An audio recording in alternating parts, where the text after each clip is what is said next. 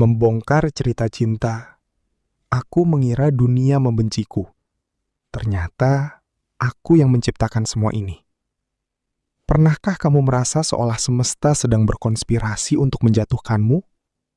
Kamu mengejar bus, dan bus itu pergi. Kamu mencari kehangatan, dan pintu tertutup di depan matamu. Kamu merogoh saku, dan duniamu hilang.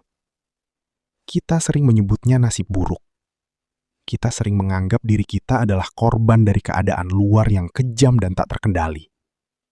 Tapi, bagaimana jika aku katakan bahwa dunia di sekitarmu sebenarnya tidak seobjektif yang kamu kira?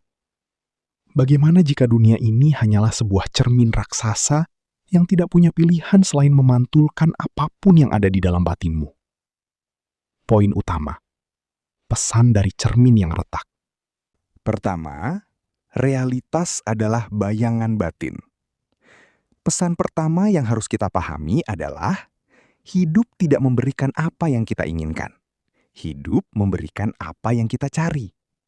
Jika pikiranmu sibuk mencari bukti kegagalan, maka semesta akan dengan senang hati menyajikan ribuan alasan untuk membuatmu merasa gagal. Angga belajar bahwa saat ia memandang dirinya sebagai pecundang, setiap kejadian, bahkan hujan sekalipun, terasa seperti hukuman. Berhenti menyalahkan cermin atas retakan yang sebenarnya ada pada wajahmu sendiri. Kedua, kekuatan pemrograman ulang persepsi. Kita tidak bisa selalu mengendalikan cuaca, tapi kita bisa mengendalikan navigasi kapal kita. Memprogram ulang diri bukan berarti berbohong pada kenyataan, melainkan memilih frekuensi yang berbeda.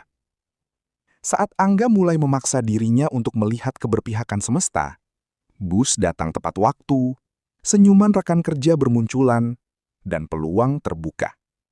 Ini bukan sihir, ini adalah resonansi. Saat kamu mengubah pola persepsimu, kamu sedang mengubah magnet hidupmu. Ketiga, jebakan validasi luar. Banyak dari kita terjatuh seperti Angga ketika sukses mulai datang. Kita menjadi sombong, takut kehilangan, dan kembali pada pola lama yang penuh tekanan. Mengapa? Karena kita sering menggantungkan harga diri pada angka di rekening atau tepuk tangan orang lain. Ingatlah, kesuksesan yang dibangun di atas ketakutan akan kehilangan akan runtuh secepat ia datang. Integritas batin jauh lebih berharga daripada status sosial yang ditawarkan oleh orang-orang seperti Dion. Keempat, tanggung jawab atas respon. Kebebasan tertinggi manusia bukanlah bebas dari masalah, melainkan bebas untuk menentukan respon terhadap masalah tersebut. Saat proyek gagal dan teman mengkhianati, kamu punya dua pilihan. Kembali menjadi korban yang marah, atau menjadi pengamat yang tenang.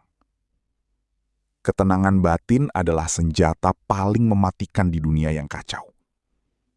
Saat kamu berhenti melawan keadaan, kamu justru mendapatkan kendali penuh atas keadaan tersebut.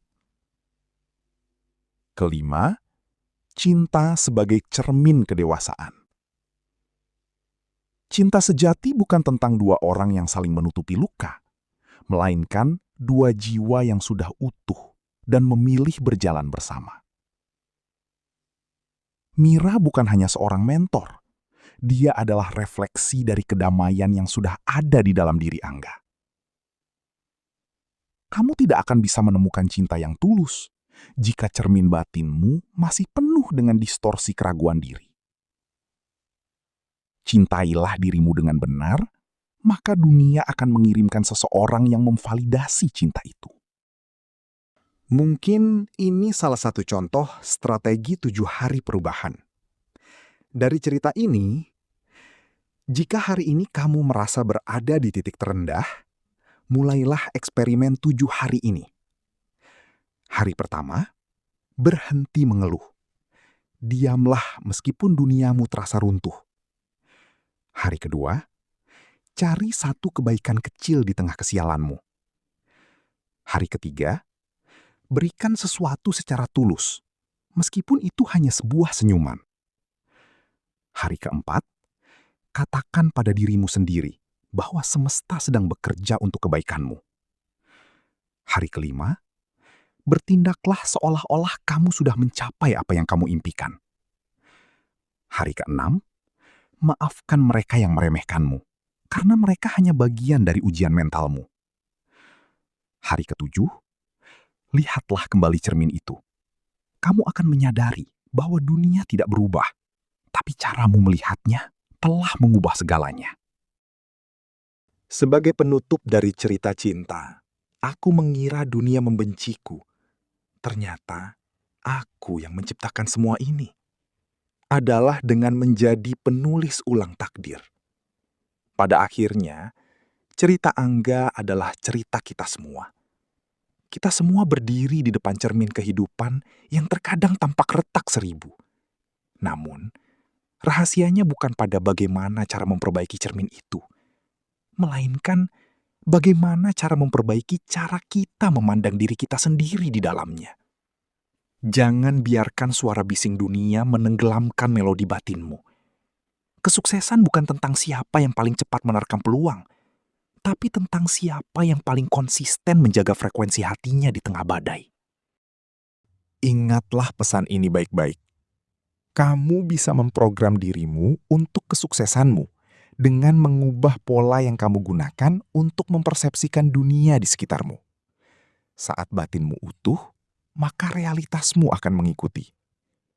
Jadilah utuh, jadilah sadar.